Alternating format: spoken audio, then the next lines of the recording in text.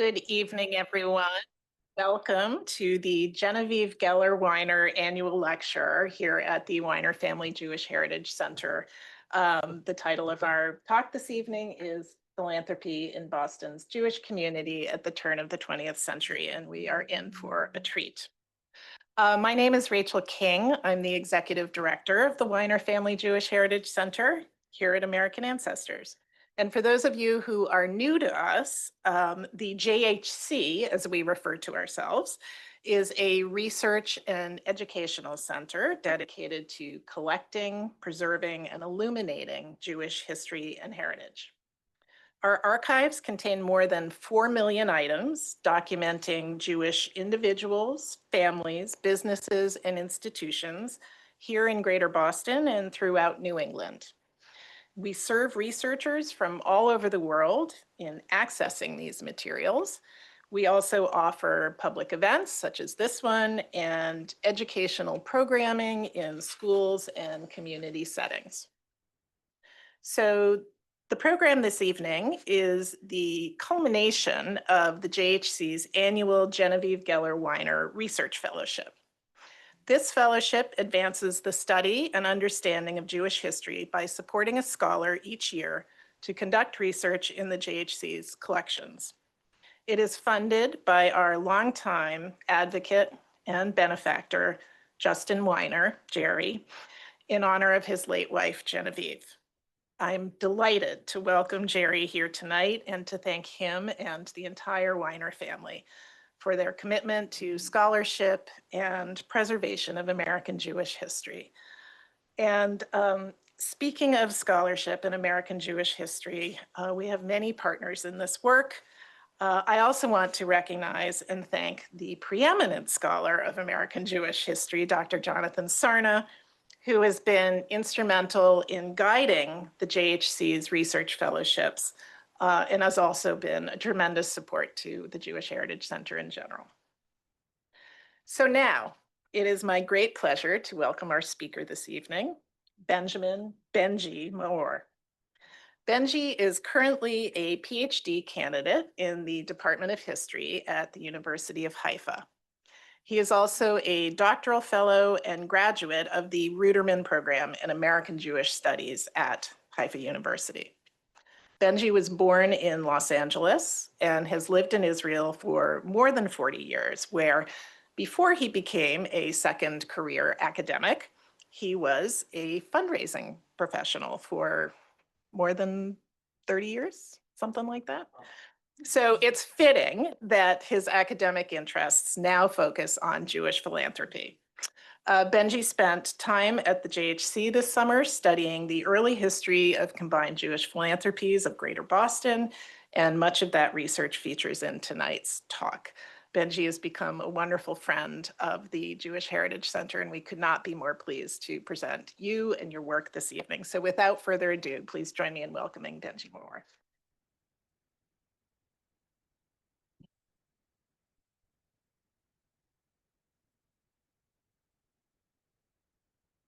Thank you so much for this opportunity. It really is an honor to be here, and thanks to all of you for coming. In 1895, Jewish community leaders founded the Federation of Jewish Charities of Boston, known, of course, today as the Combined Jewish Philanthropies of Greater Boston. This was not only the first Jewish federation in North America, but was also the first ever community chest type private welfare organization, a model which spread later through the United States. Recently at a Shabbat dinner at home with my kids, I was talking about my research and they asked me, well, what's a community chest private welfare organization? The answer was very simple. I just had to remind them of the board game Monopoly that they played as a kid, which you remember the cards that you pull out and you either have to give in money or in some cases you'll receive money. I intend to show you today not only why these community leaders founded the Federation, but the wider context of the changes that took place at this time. I will be focusing on, in philosophy and in practical approach, the transition between charity and philanthropy, and more. Of course, Jews have been giving charity since biblical times. But the establishment of the American Jewish Federations at the turn of the 20th century signified a massive increase in the number of donations and the amount of money raised. And it also involved qualitative change in the way fundraising took place and how the funds were used. So the part of my research that I'll be sharing now focuses on the years 1895 to 1917. And as we will see, 1917 was a key year in many ways. Celebrated this June at the Wyner Jewish Heritage Center benefit dinner, which I had the honor of attending, the book, The Jews of Boston, is our authority in this community's history. This excerpt relates to the founding of the Federation. Quote, by 1895, the city's Jewish population was estimated at 20,000, including 14,000 new immigrants. Demands on the benevolence resources far exceeded its income, end quote. With some 70% of the Jewish community comprised of new immigrants from Eastern Europe, these demands on the benevolence resources were to provide more welfare services. The Benevolent, which was one of the 5 founding organizations listed here, its full name, the United Hebrew Benevolent Society, itself was founded some 20 years before the Federation. In 1864, also due to immigration, mainly from Germany, that started in the mid-19th century. As appears in Arthur Linenthal's book, First a Dream, which tells his story of the establishment of Beth Israel Hospital, Abraham K. Cohen, at age 38, was the first Jewish attorney appointed to a Boston municipal court. Abraham went on to be president of the Federation in its early years. This excerpt from a 1946 interview with Judge Cohen is reflecting on the question why the Federation was founded. Referring also to increased needs due to immigration, he said, quote, the demands on charitable organizations became greater, and because of that, our Jewish people were being constantly solicited. The desire for a federation to avoid the constant appeals came from the big givers in the community of that day. Now, before the changes that took place with the establishment of the Benevolent, and then afterwards with the Federation, poor people or representatives of charitable societies came to the homes or the offices of the big givers in the community when they needed money, asking for direct donations, which they often received. Jacob Hecht, one of these big givers, was the first president of the Jewish Federation in Boston. Jacob was so successful in business that he bought an entire block in New York City with cash and still had $2 million of capital left over. He married Lena Frank in 1867, and the couple became, quote, undisputed financial and philanthropic leaders in Boston's Jewish community, end quote. Lena Frank served as the Federation's first female vice president in 1908. On March 5, 1914, the Federation held a Purim Ball fundraiser celebrating 50 years since the founding of the Benevolent. In a souvenir booklet, which is on display here, and you haven't seen it, you must, after the presentation.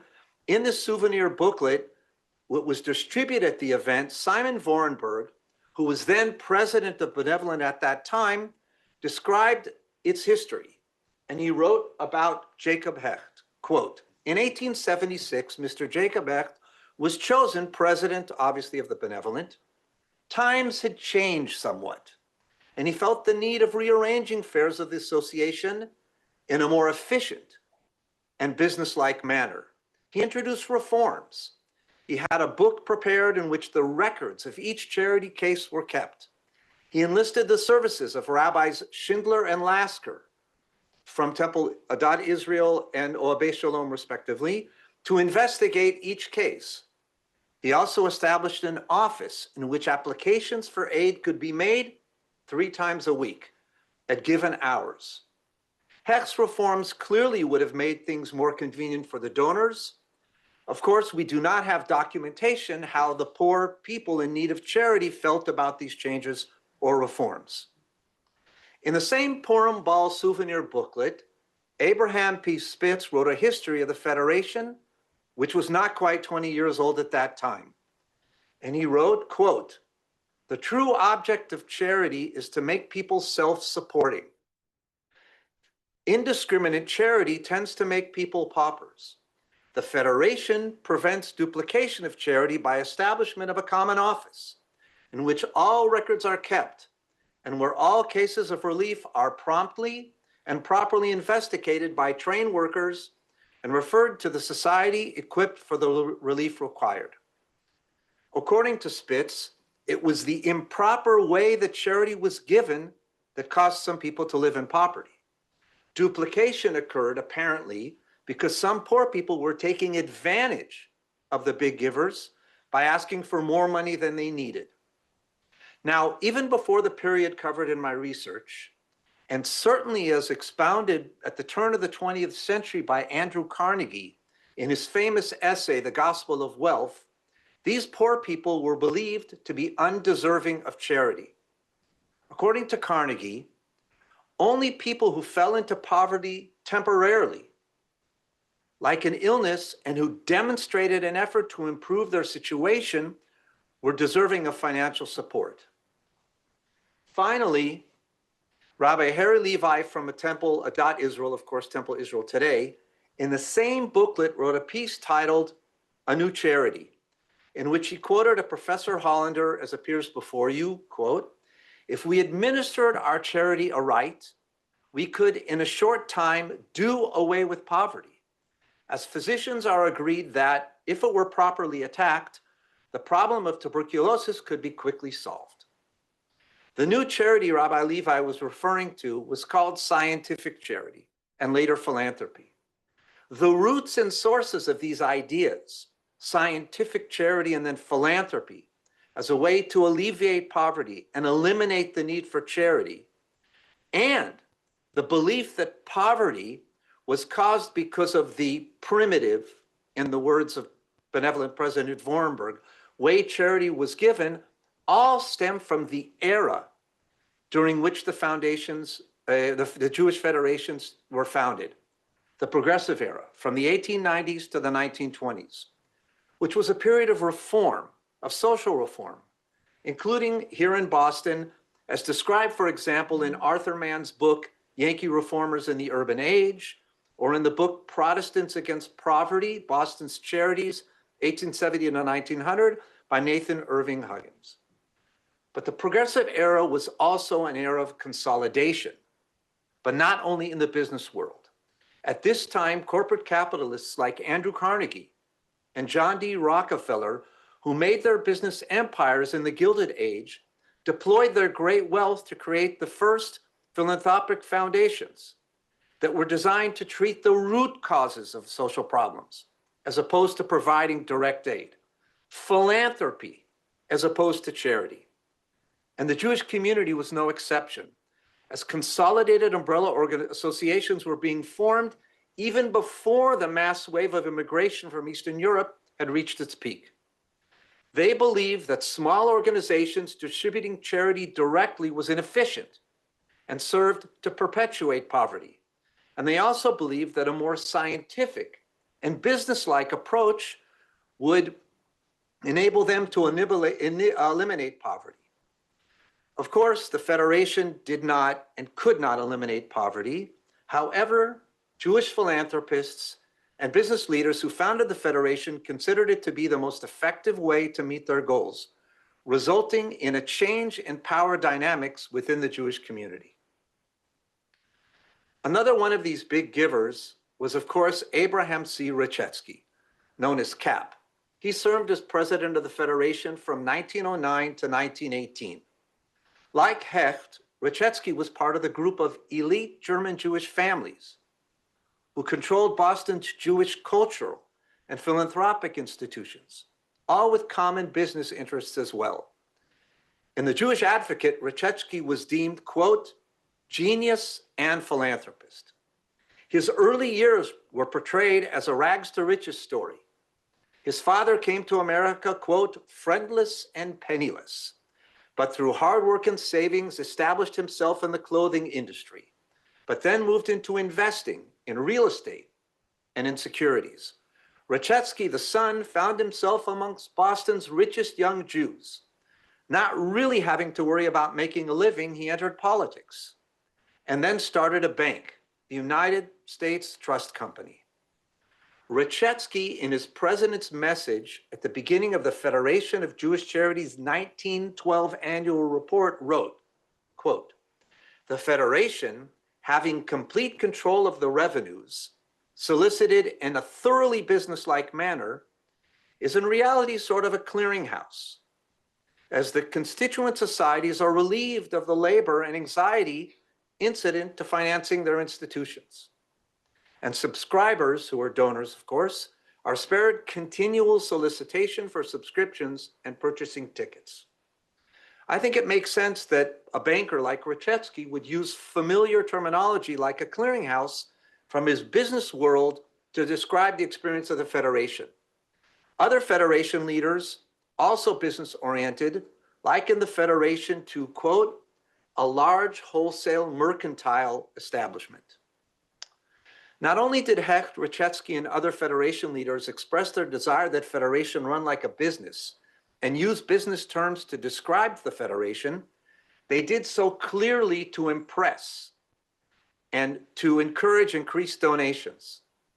This integration of business and charitable or philanthropic worlds can be exemplified by the following that appeared in the first Federation annual report, which you can see some of the remnants in the archive have still been preserved. Quote, special attention is directed to the following pages. They contain announcements of a few prominent business houses in Boston of acknowledged standing, all without exception being well known for their high grade of their merchandise and for their honest dealing with the purchasing public. Through their generosity, this report is paid for without touching 1 cent of the funds collected for the poor. We earnestly advise all persons interested in the Federation of Jewish Charities to show their appreciation by giving them a share of their patronage. While it is certainly appropriate to thank sponsors for their support, this call for patronage eventually would be considered a conflict of interest, especially when some of the sponsors themselves were Federation board members. Now, there were alternative voices in the Boston Jewish community at the time the Federation was founded, such as Rabbi Solomon Schindler from Temple Israel. In an 1892 opinion piece titled America's Problem, Provision Must Be Made for Russian Jews, Schindler wrote, quote, charity as we administer it is but an apology for human injustice. And while it may bring some relief, it is practiced to the great extent as a luxury, end quote. His solution, instead of charity or private philanthropy, was, as appears, quote, the government, our railroad kings, our coal barons, our monopolists, our millionaires, and our labor organizations must all work together, hand in hand, to solve the problem. Now, alongside his extensive communal work, Schindler believed that systemic change was needed. And in his early years, he promoted the socialism authored by the utopian, and certainly his quote sounds quite utopian, but by the utopian Edward Bellamy, calling, for example, for the nationalization of railroads or other utilities. Now, this is an important point to remember. Eventually, like many people at that time, Schindler's nationalist socialist views faded, and ultimately he became the Federation's first professional director, then called superintendent. And not all the charitable organizations, the societies that joined the Federation were happy with the outcome. Some were quite critical at times. But admirably, the early iteration of the Federation published their complaints in its annual reports, as appears here. Quote, the constant loss of members is most deplorable. but is accounted for in part by the contributions of individuals to the general funds of the Federation of Jewish Charities.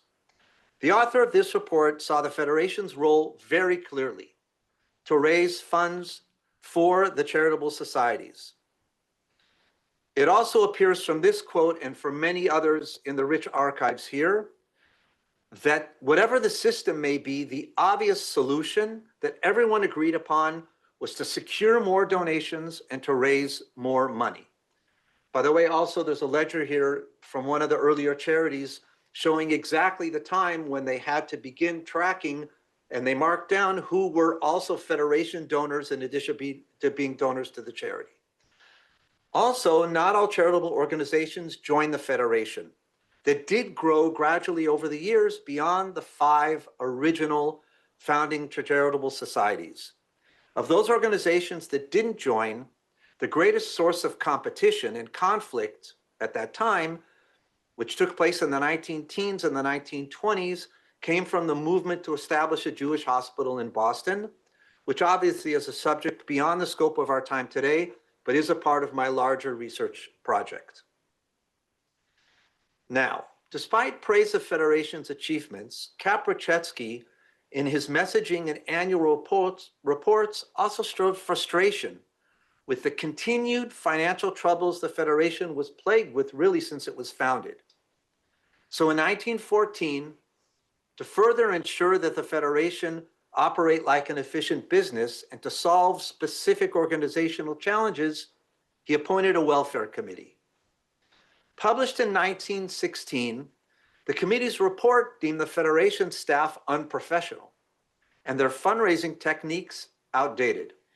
It offered the following solutions, which I'll read here. Quote, the reorganization of the Federation under a new constitution and bylaws, the administration to be put in the hands of an executive committee with large powers, the employment of a thoroughly trained and competent expert in charitable work, who shall be entitled executive director, the establishment of a social service department composed of as large a number of trained social workers, a new profession at that time, of course, that the budget would, that finances would permit. So as you can see by the index, the table of contents, recommendations were also made regarding increasing the Federation's physical infrastructure. And the report called for changes in the running of the charitable societies that comprised the Federation at that time. These recommendations including closing some of the charities, merging others, and calling for changes in charitable work, the nature of the charitable work of others. In other words, the Federation had moved from a different place than just raising money for the charitable societies and keeping records and referring cases like Spitz had referred to a few years earlier. The new bylaws were ratified and implemented in 1917. And to understand the changes that took place since 1895, we should look back now at the original Federation Constitution, which is also on display on the table over there. Now, the original 1895 objectives of the Federation focused on, quote, harmonious action of different Jewish charities in Boston by establishing a central bureau for reception and registration of all applications for relief, to provide means for furthering the charitable work of its members. Okay? The transition from societies giving direct charity to the Federation could not be more evident than in the Federation's newly defined objectives in 1917. Quote, to collect funds and acquire property by bequest or otherwise, and to distribute and apply the same or use or income thereof for the advancement of material and cultural welfare of the Jewish community through agencies existing or subsequently established. In other words, very much Federation and fundraising focused. In 1917, in addition to these new bylaws taking effect, the Federation also held its first ever community-wide fundraising campaign. Up until then, fundraising was mainly done through charity balls and through membership drives, and also smaller events.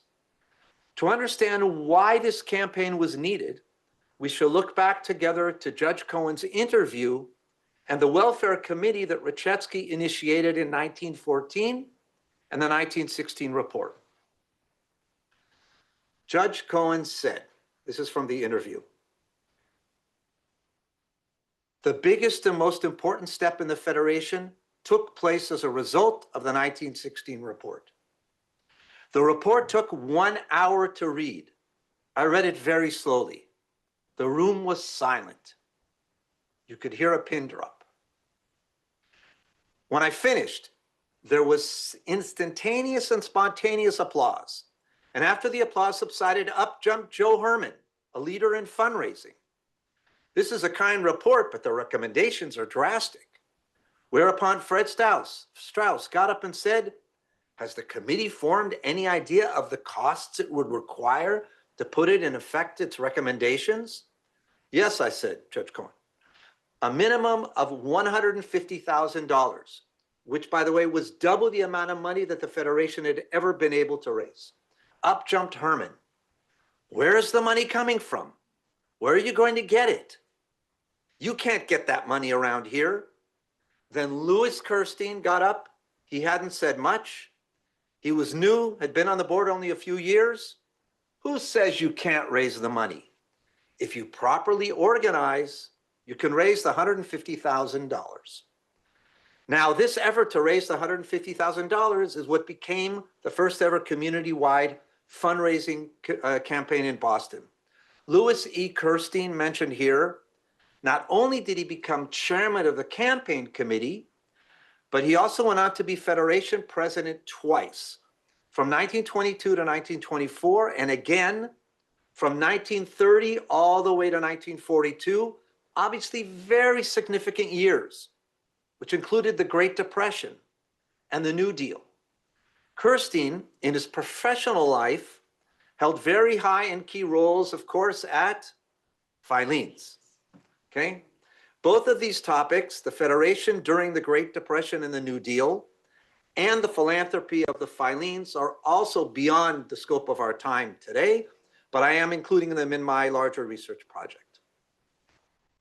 So, Morris D. Waldman was the new and first ever executive director and brought to Boston from New York. And this isn't the full article. The full article, I counted New York. The phrase New York appears 10 times. I don't think it's a coincidence. And not being from the East Coast originally and now living in Israel, I could only ask myself, is this similar to the Red Sox saying the only way we could win a World Series if we brought someone from the Yankees to be our pitcher? In any case, Waldman was head of the United Hebrew Charities, which is the organization that preceded the UJA Federation of New York. And he worked very, very close with the philanthropist and banker Jacob Hecht, who he praised extensively. Now, as opposed to lay leaders like Hecht, Ratshesky, Kirstein, and others, Waldman was a professional, and not only. He was part of a new professional managerial class, as detailed in Alfred D. Chandler Jr.'s book titled The Visible Hand, The Managerial Revolution in American Business. However, it was the Federation leadership that brought this business-type role into the world of charity and philanthropy in Boston. Now, the CJP archival material here at the Wyner Jewish Heritage Center, relevant to the 1917 campaign, features an amazing scrapbook, which is also on display. And I can't tell you, this is my third visit here. You see how much I like it here. How excited I was the first time when I found it. And I'm honored, really honored, to share with you some of the highlights. The first being this flyer. Are you big enough for this man? Prove your belief. 3 cheers won't help Waldman or the Jewish community. Prove your belief by your own subscription. Of course, at least they don't mention again here that he was from New York. About the campaign title in the middle column, the title of the campaign was A United Israel for Charity. In 1917, of course, fundraising for Jews in Palestine did exist, but a United Israel for Charity did not mean fundraising for Israel. It meant uniting all the Jews from all the segments of the community to give to the Federation. And usually when someone's calling for everyone to be united, it's indicating that they weren't. But that's also beyond what I can discuss today. So $200,000 for what? It's interesting that although we heard from Judge Cohen that the actual need was 150, like good fundraisers, they figured, well, we better extend it a little bit. And I can only say that we know here, based on Judge Cohen's interview, at least his take on why the money was needed. And I was curious, certainly as a historian and a former fundraiser, how they were going to present it and package it, okay? And they did. Interestingly enough, and I highlighted it, money for relief, in other words, direct aid, despite what we've heard about criticism of charity, money for prevention, which I wasn't always sure that they really had a strategy for that all the time, and money for the organization, building the infrastructure. I wanted to share this letter just due to the fact that it uses the new language that we're talking about this today of progressive era values like scientific charity, even in a technical letter being sent to another community asking for materials for fundraising. The way you see in this particular letter sent, I think, to Brooklyn, asking for some movie clips or something, but still the purpose is for scientific charity. Now, in this handout sheet given to volunteers, I wanted to highlight the word efficient because we're going to hear this word over and over again as a buzzword at that time, reflecting again, progressive era values and business values. Now, the campaign slogan makes sense. Don't give if you need charity. Our God accepts no other use. However, around the same time, I found a news item under the headline, a charity to eliminate need of charity. We now understand this in the context of the transition for charity to philanthropy. But the subtitle, Federated Jewish Charities looked upon by other cities as a model and supported by rich and poor alike. Now, despite the possible irony in the subtitle, I think it would be fair to say that more than really expecting the poor to donate, the phrasing was a reflection of the optimism at that time that existed about trying to eliminate poverty. And second, as a way, as part of the outreach to the masses, to try to make sure that every individual in the community, and not just the big givers, would be making donations. Do not expect me to sing this song, although in the scrapbook there are numerous pages with campaign songs written to melodies. This one I found was taken from a play that was being shown in that particular time. But I will read the words because I think they reflect, again, the ideas we're talking about this evening about this transition. Goodbye to all those doubtful days. Farewell to our old charity ways. We've got all the girls from near and far hustling to make the boys reach par. We've got old poverty on the run. Waldman looks awfully good to me. We've got him just where he ought to be. So when all our work is fully done, we'll all rise and sing as one. Goodbye to all those poverty days. So very much reflecting all hustling to make the boys reach par has to do with an element of competition between the different fundraising teams, which is again taking something from the business world, which would be sales teams competing and moving it into charity. Now, these are clippings from newspapers that appeared on a daily level throughout the 10 days of the campaign. But what I wanted to emphasize and share here was on your right, the use of the division of people into professions, okay? After the 1908 Chelsea fire, this was first developed to deal with the Federation's deficit, and volunteers compiled lists of who were exactly working which professions, and then teams went and raised for them money. And you can see more money was raised by targeting professions than the geographical distribution. And of course, targeting professions is a tool used in fundraising by federations and not only to this day. Now, about the district teams, okay? This geographical division of the Boston Jewish community was implemented by Waldman when he took over as executive director of the Federation. Districts were a concept known in the general Boston community to better address welfare needs. But Waldman had additional purposes in mind. He wrote, quote, "The district service is expected to develop into a democracy of philanthropy, so far as philanthropy can be democratic.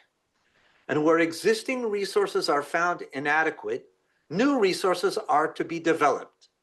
And so far as possible, these are to be generated by processes of organization amongst the masses," end quote. This idea of raising money from the masses was taken out of the playbook of the Liberty Bond drives that were part of the fundraising efforts for World War I and that the US government launched and that involved, quote, "deep penetration into the recesses of local communities." Thus, Waldman's concept of philanthropic democracy meant participation through donating, not through voting. As we saw before in the new bylaws, the smaller executive committee had the larger powers in making decisions. Now, this diagram shows what Kirstein meant in the interview that Judge Cohen said when he said you can raise money if you organize. And this is an example of really what could look like a diagram for any corporate organization now being used for federation. But please note that there were both men and women's teams. Now, an additional transition that took place at the time of the founding of the federations was gender related, as described in detail by an article by Beth Wyner in relation to the New York Federation, but which is also applicable here. Forms of charity used before the creation of the Federation were associated with women who were, quote, who are considered to possess an innate nurturing character, particularly suited to benevolence. Now, regarding Martha Silverman, Federation professional director before Waldman, quote, "Despite the fact that she was recommended by the nominating committee, a number of directors were averse to the appointment of a woman, and therefore the appointment was made in temporary form." This, of course, appeared in the news at that time. What I found interesting was that this did not prevent the campaign leadership from including women as potential donors and fundraisers, as the committee diagram on the previous slide showed. Not only that, Leon Strauss, chairman of one of the campaign committees, at a meeting that was convened particularly of women, said as follows, quote, "The competition that exists amongst the men could easily exist among the women.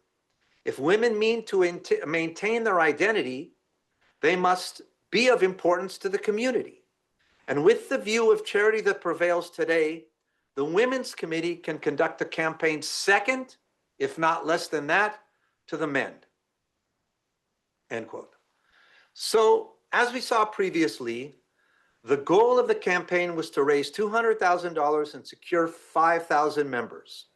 Previously, the Federation had raised about half that sum and had scarcely 1,200 members. It was reported, campaign ends. Jewish people raise $251,736. Federated charity also secure 8,458 members. Hopes exceeded. A poem that was written, they had like a dinner celebration for all the volunteers, and this poem read as follows: "United Israel for charity. Tzedakah through democracy, democracy through tzedakah. An epic in American Jewish communal activity. The Renaissance of Jewish Boston. The contribution of volunteers. The effectiveness of the army of workers needed few generals. The needs of Boston's Jews met by Boston's Jews. The laying of the cornerstone of the new temple for Jewish unity in all things.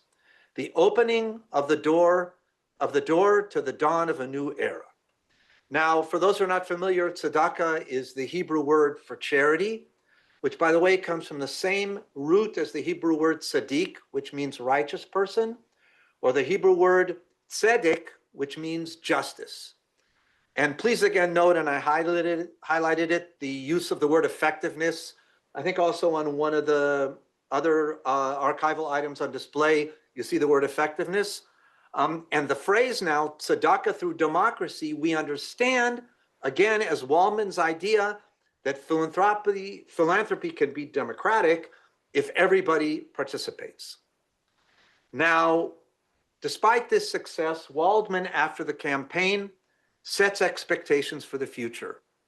In a letter to the editor, defending criticism that was written the week before, he wrote, quote, "I do not mean to imply that we entertain the absurd notion that the Federation will satisfy all the social welfare needs of the community in 1 year. It may take many years and will cost the community many times $250,000 before the needs are satisfactorily provided for." Waldman did not complete his 3-year term and left to do relief work. But Waldman was very correct in his prediction for the future. So if we look at the Federation after the campaign, just as an example, the goal of the 1921-1922 campaign was already up to $370,000. In 1922, the Federation established a board of management of trust property, which is a pretty business sounding committee for a charity, right? Which was, quote, "created to have custody and care of bequests gifts to Federation for other than current purposes." We might ask ourselves what that would be. So already by September of 1923, the Federation had raised $80,000 in bequests, and the minutes from those meetings show the decision to use that money for investments. So for Federation to be a business, it doesn't only mean imitating or integrating organizational structures like we saw regarding the 1917 bylaws and the campaign. It also means wanting to continue to grow financially like a business would want to continue to expand. So in conclusion, wealthy individuals transformed charities who gave rich people's money directly to the poor into a philanthropic, corporate-like business model, the Federation. Those who led this transformation also incorporated progressive era ideas about using scientific charity and philanthropy in order to eliminate poverty. However, ultimately, the Federation ended up using this business model to raise more money for direct needs, for prevention, for building physical and human infrastructures, and for financial growth through investments. Of course, the Federation in later years expands its portfolio of what it supports, but I'm keeping to this period. I believe that telling this story is not only important for the value of preserving our past, but I think it opens our eyes to the origins of how philanthropy operates in many ways today. And this history sheds lights on questions that are relevant for us, especially about how philanthropic dollars are used, for what purposes and goals, how they are raised, both the methods and from who, and what does efficiency mean in regards to philanthropy. Especially, I want to express my thanks also to Jonathan Sarna for his amazing guidance and support. And I also want to thank the staff of the Wyner Jewish Heritage Center tremendously. It's been a pleasure, and I value your work very importantly. And I want to say how truly grateful I am for being awarded the 2025 Genevieve Geller-Wyner Research Fellowship, endowed by Jerry Wyner in honor of his late wife, Genevieve, who shared his and the Jewish Heritage Center's commitment to Jewish history, education, and community, and which has provided me with an opportunity to conduct research in the archives of the Wyner Family Jewish Heritage Center at American Ancestors. So thank you.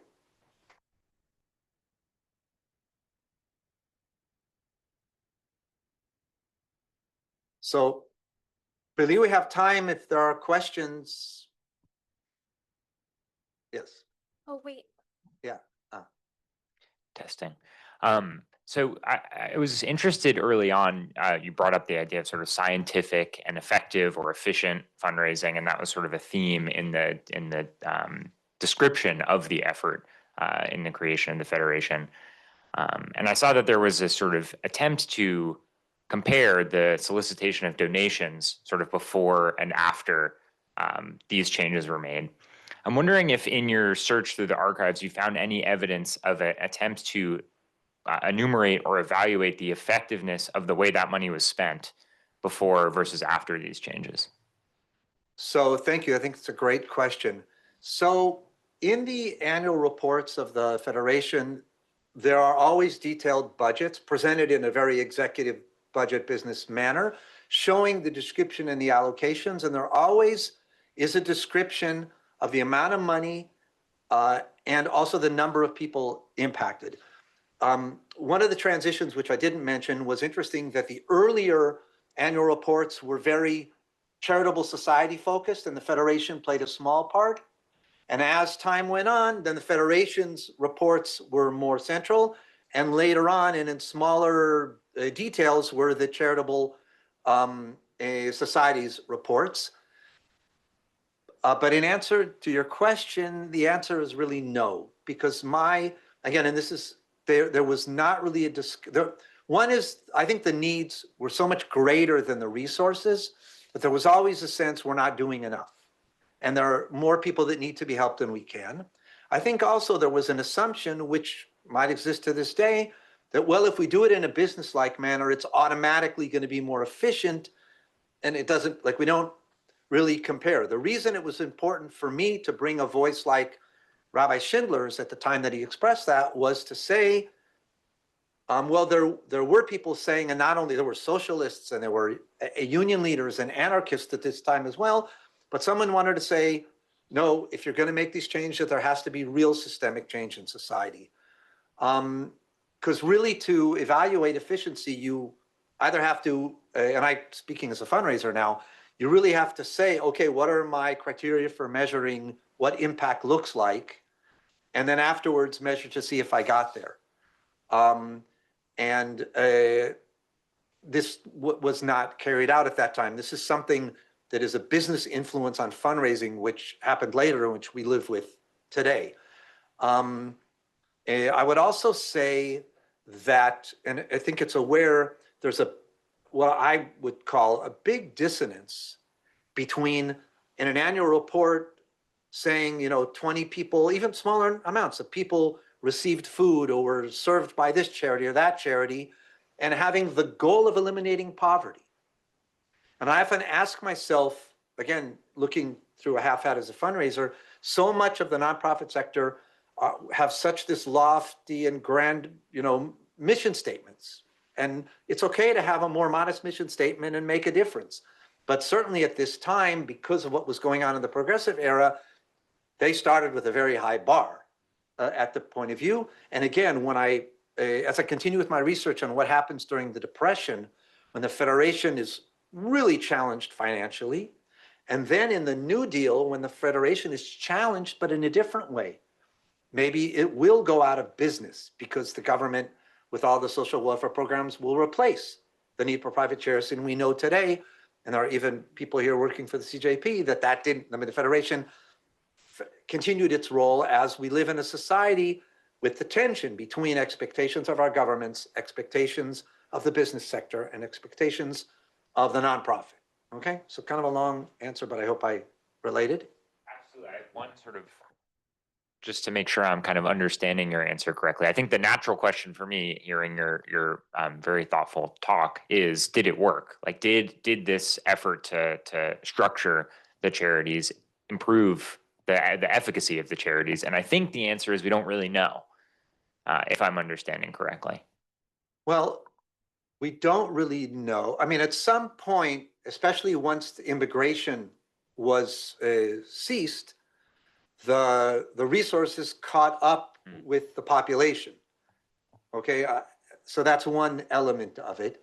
But to say whether it would, it's a hard question, because to say whether Ratshesky specifically says these two charities, it's like chess pieces, move them this way, that way, whether it would have been better otherwise, it's very hard to say the way that was, and it's important for me to emphasize during this period of time, people received help. I mean, people needs were provided and people received help. And that's, important as we sort of step into this progressive era and business element, to not forget that aspect along the way. And charities that didn't join the Federation continued, and to this day, to not work in a federated manner and give direct aid. And that's part of it. Happened then, and especially later in connection to the issue with Beth Israel Hospital, the deliberation on the side of the Federation. Do we want to take on every charity or not? What are the financial implications and so forth also come into play? Even though at times it appears from the verbiage that the Federation originally wanted to have a monopoly or an oligopoly, at least, of the entire community, which in every, I don't think there is it'd be hard for me to say if there is any community of I think there's something like 150 plus federations today in North America and 300 federated type organizations. If anyone says they have a perfect monopoly, and certainly, and Charlie and I spoke about this at the benefit dinner, every community has different models that are evaluated to this day. The last thing I'll say is efficient according to who? And I think that's part of the issue, because Federation had its question of how does it measure efficiency?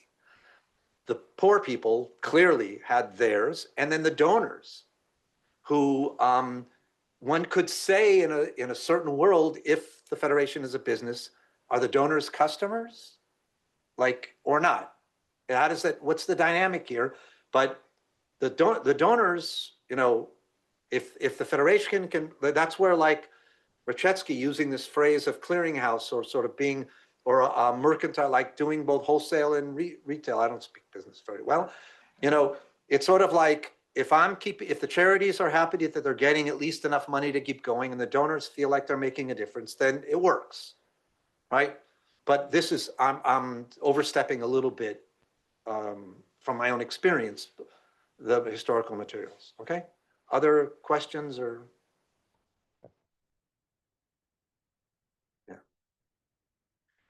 Thank you for this. During this critical maturation of the Federation model in Boston, how was the case for support evolved in parallel? It looked like the statement for the $200,000 campaign was very much Sudaka, kind of cultural. Everybody should give in the community if you don't need. Were there cases for support for various components of the need within the community? So from the archival materials that I saw for the campaign, less, but as the annual reports evolved, then more and more you would find, it was very traditional in the annual reports at the end, always to put the list of donors. It's something that I didn't have an opportunity to mention, but even in some of the early annual reports, they had in the last list of donors and how much they gave. And in a few years, they had how much they gave last year and how much they gave this year, public. Okay, so interspersed in those pages, then there would be the top half of a page, a graphic of one of the charities and a picture about it, and then another graphic of one of the other charities. So the Federation definitely was looking at the needs that it identified and prioritized, and then using it to try to use that to get the fundraising going. This was a big deal because this was the first time, and it was setting the precedent. And there's, at the end of the scrapbook, there's also a copy of a report that appears also in a journal that talks about the conclusions. And basically, they built an infrastructure that anybody who's been in development and knows there is somehow turnover in development roles, organizational history, how important that is. And they certainly built an infrastructure then to keep working on. And then obviously, as the Depression came on, they were challenged, but they used, those issues. And And then historians of American Jewish philanthropy beyond myself then largely describe about the Federation movement, and I will make this comment, the use of Israel, and I feel like I live there so I can talk about it, the use of Israel as a source for fundraising that the federations know will bring in a lot of money, whereas they were just doing campaigns based on local needs, they wouldn't be able to raise the same amount of money. But that happens again much later than my research. Yeah.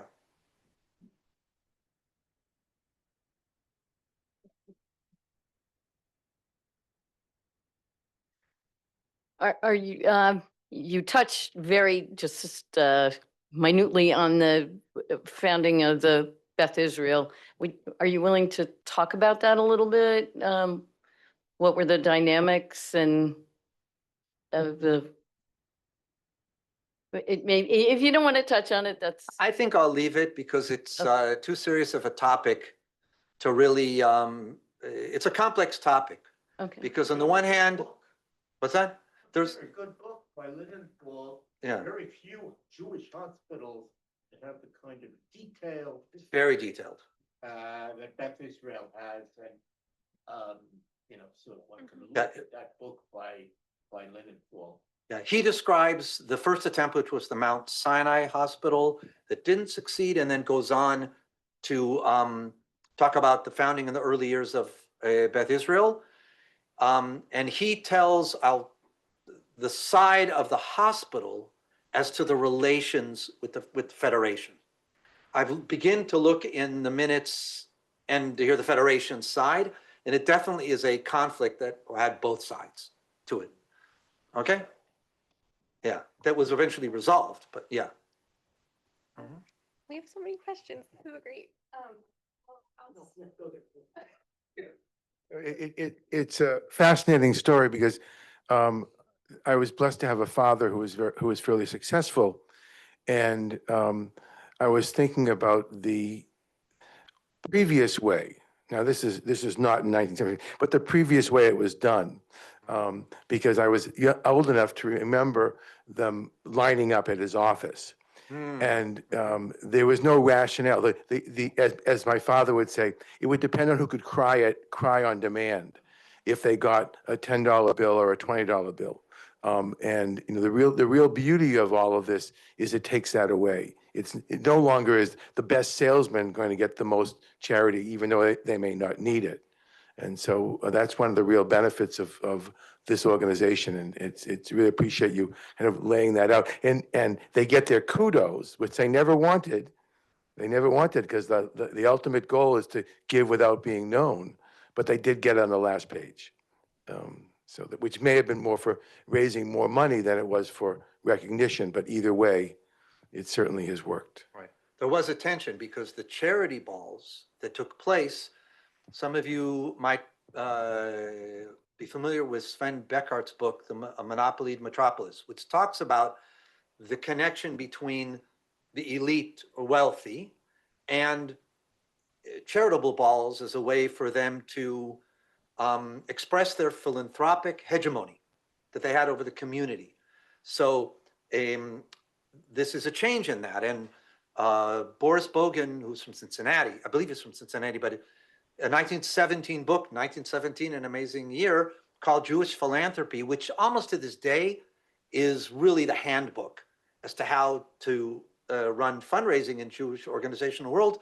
And in his book, he says very clearly, events, fundraising is inefficient, and campaign, to use the different access. And obviously organizations to this day deliberate around that tension of the importance of bringing people together and the importance of reaching the big givers and the importance of getting as many donations as possible. But thank you.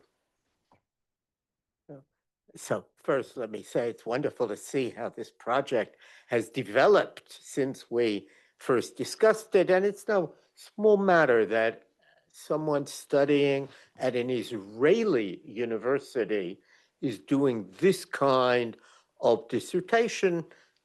There was a time when they hardly recognized the existence of a subject like American Jewish history. And my question really is, and you couldn't possibly touch on everything, but I wonder what you think the role of the Great Chelsea Fire is. That was the greatest catastrophe that the early Boston Jewish community had ever suffered. It's not widely known that Jews were the prime victims of the Chelsea Fire, which occurred right before Passover, and was greatly exceeded the ability of the Jewish community to mitigate those losses. So that memory was fresh in the mind of all of those folks. What is it, 1908, the Chelsea Fire? I wonder if you can talk briefly on what impact you think that might have had. So it's an important question because you have that fire which impacted on the Jewish community. Ratshesky, who there's a great, I guess we call it an article that appears on the Wyner Jewish Heritage Center's website, written by a previous archivist, Stephanie Call, which talks about Halifax and the Christmas tree. Everybody knows what I'm talking about or not?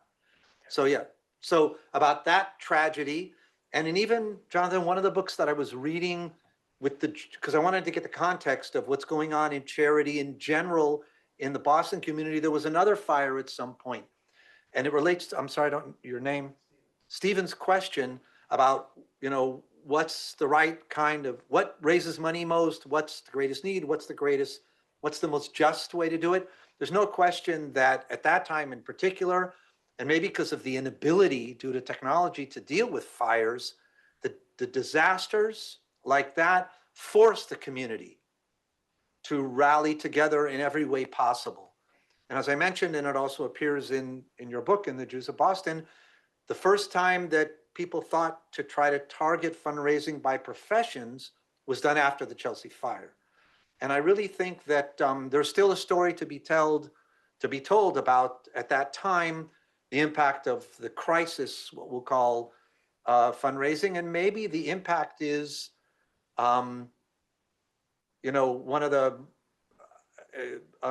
amazing book that I read in Israel, if you've ever, I'm not here to pitch the Israel National Library, but it is the new library is unbelievable. And thanks to Jonathan, I've spent time there reading books that are only at the library in Israel and they can't be taken out. And one of them was called This Thing of Giving, which is an amazing book describing the first time a national campaign takes place by the two organizations which are predecessors to the Joint Distribution Committee, to the JDC. And it's an amazing book to read as a fundraiser, by the way, because some of the tactics that they use for fundraising, they have benefit dinners for the poor people, and people come and they bring them in the room and there's no food, as a sort of a way to trigger giving. And then it even says clearly, when it's time for solicitation, they lock the doors. So, but the point about it, it was really national motivation, and the way, like the Jewish community in the United States clearly from that time on felt its sense of leadership and predominance in the world Jewish community is the ability to, one, have the financial capacity, but also to meet needs of crisis. And I think from my understanding, that was really the first time. So from that point of view, this idea of we have the capacity and the responsibility when there's a crisis to step up started maybe in those fires and then took itself at a higher level. So thank you. Before then, I think you'll find the idea was you can only spend the money you have. Can't spend more than. And this was such a great crisis that they borrowed money. Right. And that really explains the sense that we need to build an endowment so that when there are these inevitable but unpredictable catastrophes, we will have money to address them. That was a pretty new idea. Indeed, there were early philanthropies that literally wrote into their constitution, you have to have a balanced spreadsheet. And you see a kind of tension between the business idea that we can't have a loss at the end of a year Right. and the reality that there is tremendous suffering in Chelsea and we have to address it. And that's what makes that moment so interesting, at least. So far, what I've me. seen about the Board of Management of Trust Property that I mentioned, at that time, they just started, and they didn't have a lot of money, although $80,000 at that time was, more than it is now. So, but, they were beginning to invest. They were very conservative about limiting where they would invest. And as opposed to that, I'm sorry, your name I didn't. Yeah, your question about the hospital, it was clear that Beth Israel Hospital had no problem with deficits in terms of the way the financials were managed at that time. So. Yes, we have.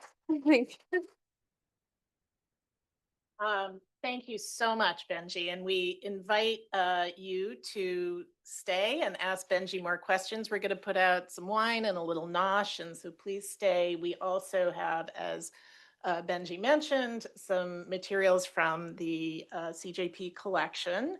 We just ask that you not bring your wine and food over there. They're old and delicate. But we want to thank all of you. Thank you again to Jerry and the Wyner family. Thank you to all of you for joining us. We invite you to join us again. We have some upcoming programs, a fun one coming up on December 17th with our inaugural Curran Research Scholar. We have another fellowship that just started this year. And Xiong Yu is studying the intersection of Jewish and Chinese American communities through Chinese food. Yes, and another talk in February about early American Jewish history and the imagination thereof, or the treatment of it in imagination. So please check these out and lots more on our website, jewishheritagecenter.org. And thank you again for joining us. Please stay and enjoy your evening. Thanks.